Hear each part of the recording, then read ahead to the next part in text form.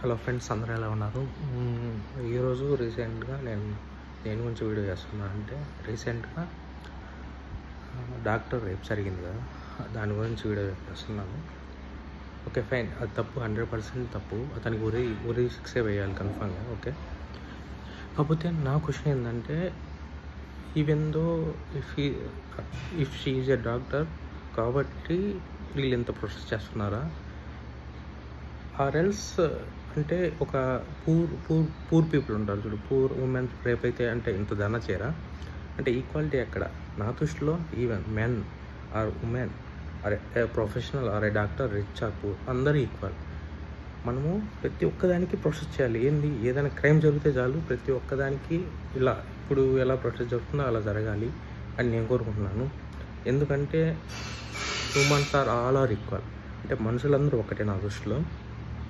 ఒకళ్ళకి ఇలా జరిగిందని ప్రొటెస్ట్ చేయడం, ఒకవేళ పూర్ ఉమెన్ని రేప్ చేస్తే ఎవరు పట్టించుకోకపోవడం, ఇది రాంగ్ అని నా ఒపీనియన్. ఓకే, ఇంకోటి ఏంటంటే, ఒక రిపోర్ట్స్లో క్లియర్ రాశారు, తన ఒరిజినల్ స్వాప్లో 151 మిల్లీగ్రామ్ స్పర్మ్ అనేది లిక్విడ్ అనేది వచ్చిందని చెప్తున్నారు.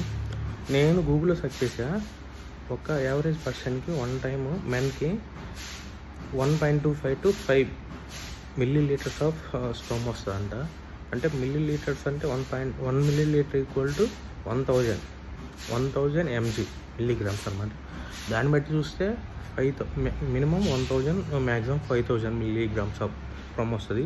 దాంతో పోలిస్తే 151 మిల్లీగ్రామ్స్ స్పర్మ్ అనేది చాలా తక్కువ అని నా ఫీలింగ్. అంటే అక్కడ రేప్ జరిగిన సిచ్యువేషన్లో ఒక మనిషే రేప్ చేశాడు నా ఉద్దేశం అనమాట. ఓకే, అది అంటే నాకు తెలియకపోవచ్చు, తెలిస్తే చెప్పండి. నా ఉద్దేశంలో అది ఎలా అనుకుంటున్నాను. ఓకే, అది నా ఉద్దేశం లేదంటే ఉమెన్ కాదు, మెన్ కాదు, వర్కింగ్ వాళ్ళు రిచ్ కాదు, పూర్ కాదు, ఎవరైనా ఈక్వల్ నా దృష్టిలో కొట్టి పెట్టుకోండి.